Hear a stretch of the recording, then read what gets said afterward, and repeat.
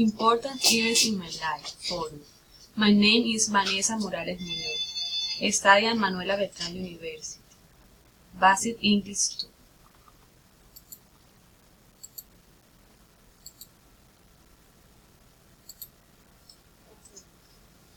Your favorite vacation?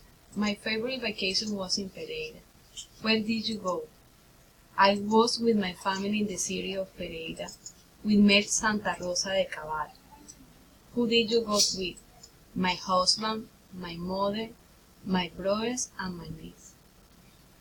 When was that vacation? It was on July this year. Your favorite moment at school? My favorite moment at school was celebrate Family Day. Who were with you? I was with my parents, brothers, and friends. How old were you in that moment? I was 11 years old. Where were you? I was at the school.